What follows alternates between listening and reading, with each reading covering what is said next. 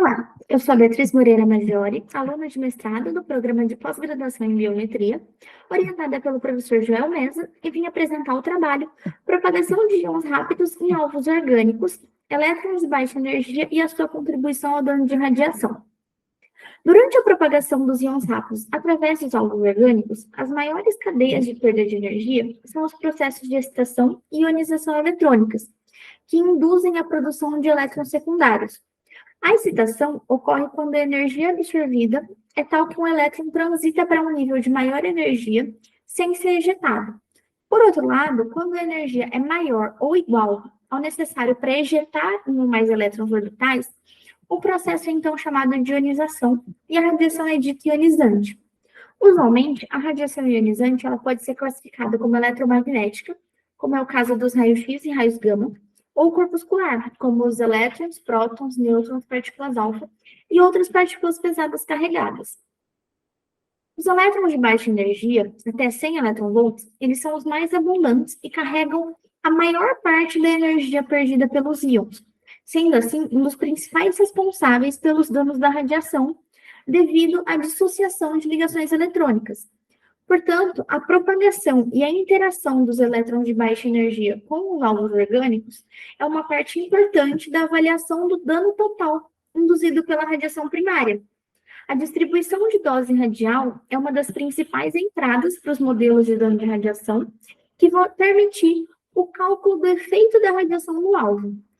E a deposição de energia pelos íons ao longo da sua trajetória originada das interações com as moléculas do alvo, ela é caracterizada pela transferência linear de energia do projétil, que pode ser definida a partir do stopping power, que é a perda média de energia por unidade de distância percorrida, e do livre caminho médio, inelástico, que é a distância média percorrida entre duas colisões inelásticas consecutivas.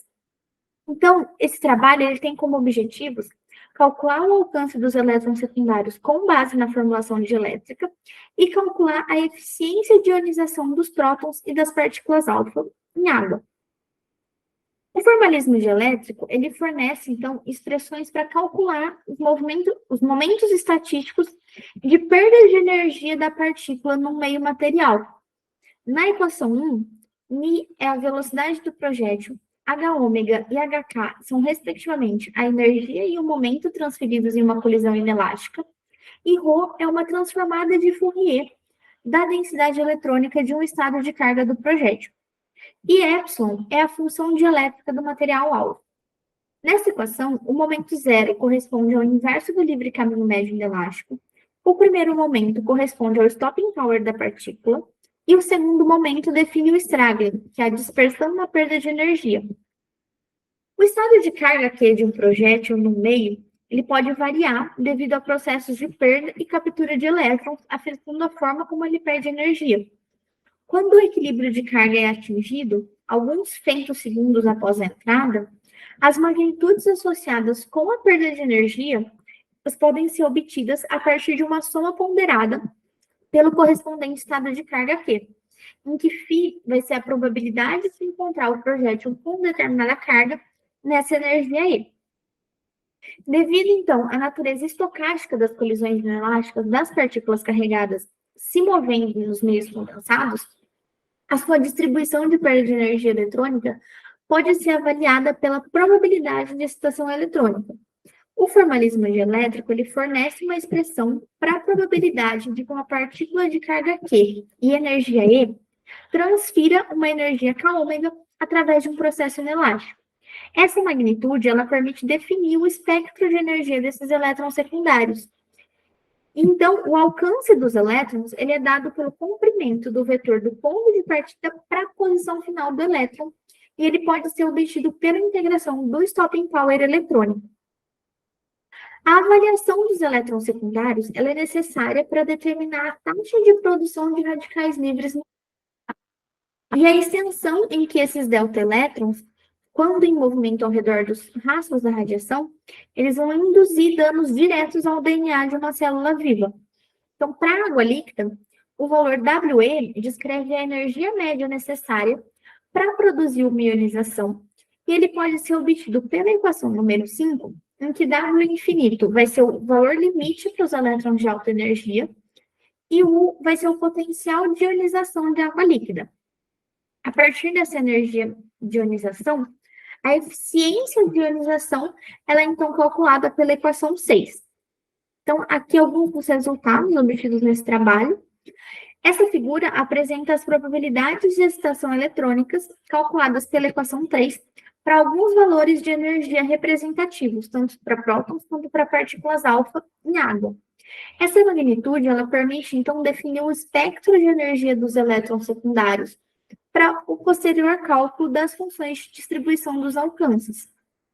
Então, do resultado anterior, a gente tem que os elétrons secundários eles estão no intervalo de até cerca de 100 eletronvolts. Então, o alcance desses elétrons foi calculado pela equação 4 para esse intervalo, e como pode ser observado, ele cresce de forma monotônica até um valor máximo de aproximadamente 12 angstroms. Associando a probabilidade de transferência de energia para os elétrons secundários da equação 3 e a eficiência de ionização da equação 6, é possível, então, produzir um mapa de probabilidade de formação de radicais livres em função da distância radial a partir do íon. E as distâncias radiais aqui, elas foram estimadas a partir dos alcances dos elétrons secundários.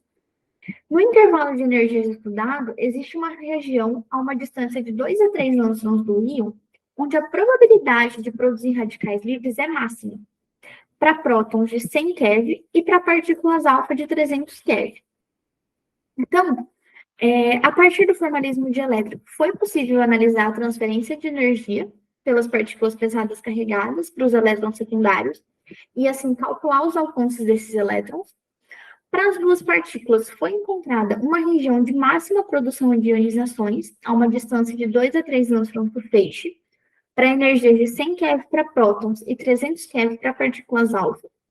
E os resultados apresentados nos mapas de ionização, eles representam um caso limite que considera somente a emissão dos elétrons secundários na direção perpendicular ao feixe iônico, bem como sua propagação instantânea. Então, é necessário realizar futuramente os cálculos através de simulações de Monte Carlo, que considerem as possíveis direções de emissão dos elétrons e também a evolução temporal dos processos de difusão dos elétrons. Essas, então, foram as referências utilizadas no trabalho. E, por fim, um agradecimento à CAPES, ao Instituto de Biociências, ao Programa de Pós-Graduação em Biometria e ao Centro de Isótopos Estáveis. Muito obrigada.